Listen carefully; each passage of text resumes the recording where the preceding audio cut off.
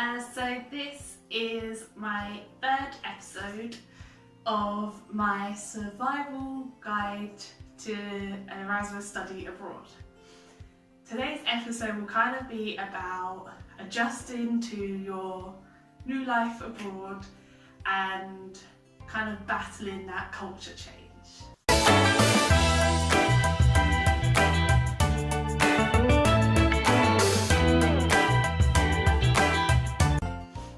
So going abroad is going to be a massive shock to your system. Like, it's kind of like starting university again, but it's almost kind of worse because you don't have that knowledge that, oh, I can pop home, it's only a 3-hour train drive away.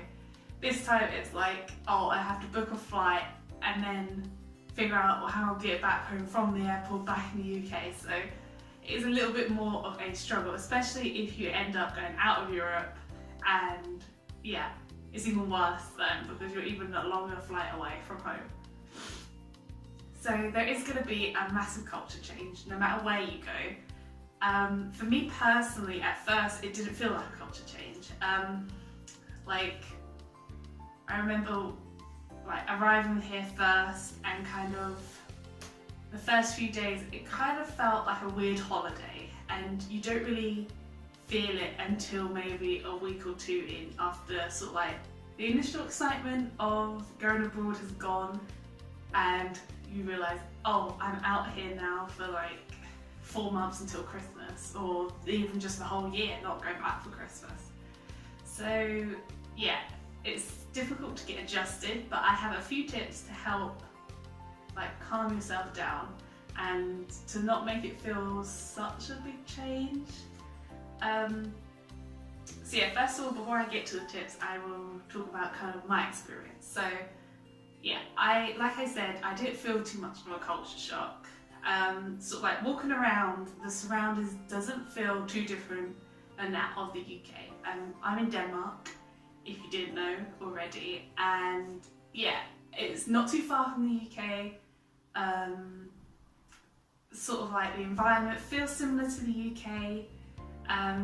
Yeah, it's westernised Europe, so they kind of all feel similar to one another. I imagine if you went abroad to America or Mexico or Eastern Europe, then yeah, you're gonna have a bigger shock. But yeah, for me, being in westernised Europe didn't feel too big of a change. The one thing that I did notice though was the language. So if you're in Europe, you're most likely going to go to a country where English isn't the first language. For me in Denmark, English is kind of like the second language. So if you kind of apologise to someone and say, oh sorry, I'm English, they will instantly switch to English, and it's usually really good English as well. Other countries you may not be so fortunate with. I know for one, when I went to Hamburg in Germany, English was spoken, but it's kind of a little bit more difficult than in Denmark, for instance. And Norway as well. Norway is really good with their English. You just apologise and they switch. I think that's a very Scandinavian thing. Yeah, they have pretty good English. So yeah, that's a big culture shock for me. Just walking around and not really understanding what people were saying. Not hearing those bits of conversation that go past you and being, oh, they're talking about this, or being nosy and thinking, oh, they've just had an argument. No, it's like, in a way you kind of feel in a bubble. Like you're in an English bubble and everyone around you is speaking like Danish, for instance, or different other languages. And yeah, you kind of feel a little bit isolated at times. But occasionally you will hear some English, and for me that kind of grounds me a bit. It's like, okay, I'm not the only one out here that doesn't know what everyone else is saying. So yeah, I think a top tip would be to maybe learn the language that you're in the country you're in. I didn't. It's not essential, so I didn't feel like I needed to, because the English out here is so good.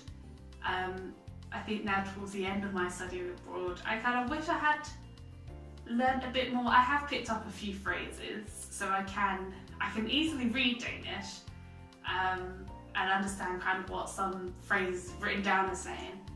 Speaking them, I can pick up some things, but saying them and writing them, no idea whatsoever. So I think it would be nice for you to maybe learn the language. Don't be lazy like me and think, oh, they all speak English.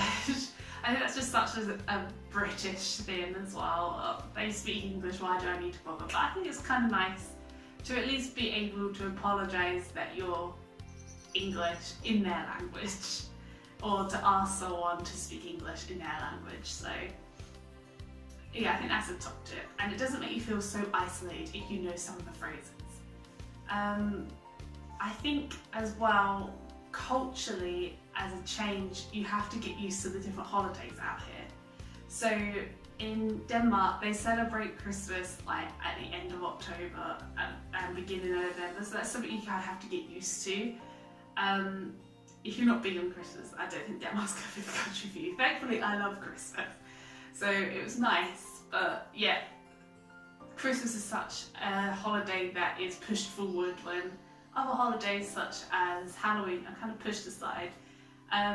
Again, they have different things as well, like they have like an Easter kind of festival. It's not an Easter festival, it's like a Christian festival in Lent, and they have like weird traditions that way, and you kind of have to embrace it all.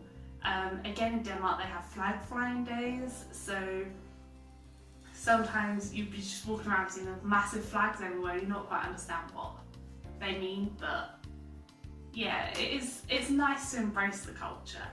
Food as well. For me personally, shopping and eating here hasn't been too much of a change. We make fairly British foods in our flat. So we have like a hot pot, fish and chips, toad in the hole we had one time. But yeah, you have to be aware that you're not going to get all the ingredients that you need. So I've noticed that in the UK, like, there's so many different cultures of food. So if you like Thai food, if you like Chinese food, if you like Indian food, you can go to a supermarket in the UK and pretty much get all the ingredients that you need to make a cultural food. Whereas here, especially in Denmark, it's a little bit more difficult to get those sort of like spices and herbs and other ingredients that you would need to make some cultural international foods. So if you come from a different country that like isn't the UK, for instance, and you're really used to having certain types of noodles, or if you're really big on your pastas, then it might be something to just consider. The food is going to be different. But yeah, it's also nice to try different foods. So when I first arrived, I tried a Danish like stew delicacy. Kind of had little hot dogs in it, and it was like a baked beanie, tomatoey taste, and it was on rice. It didn't look the greatest, but it tasted pretty good. And also over Christmas, I had a traditional Christmas dinner which included herring. I'm not the biggest on fish, so yeah, it was a little bit difficult to have that, but it's all about immersing yourself and getting the most out of your study abroad anyway. So now I'm going to talk about tips, how to make you feel less isolated and less of a cultural shock when you come abroad. My first tip would be to make some international friends. You're going to be out here on exchange with hundreds of other people. For instance, my study abroad in Aarhus, which is like, I was the only one at my university that came here, so I thought I was going to be very much isolated coming here anyway, but there was loads of international students, a load from the UK, strangely enough from Leeds. I don't know if Leeds University had a thing with Aarhus, but yeah, basically any British person I met, they came from Leeds. So yeah, you will meet loads of people, and I think it's good to have a group of friends that are international, so they're all in the same boat as you, so you don't feel as isolated. For me personally, I was lucky that my boyfriend came along with me, so I didn't feel as isolated at the very beginning. But I think coming alone, you need to build those friendships and just grab hold of those people that are in the same boat as you as well. Number 2 would be, this is a tip that my study abroad coordinator kind of gave us when we had our study abroad talks. Bring biscuits.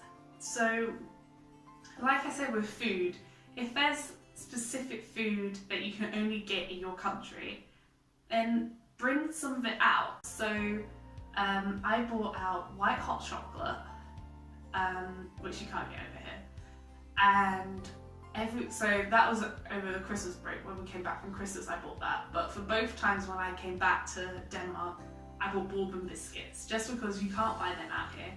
And it is nice to kind of, if you are missing home a little bit, to just have a little bit of food from home. It'll just kind of remind you of home as well, and yeah, it's really nice just to have that as well.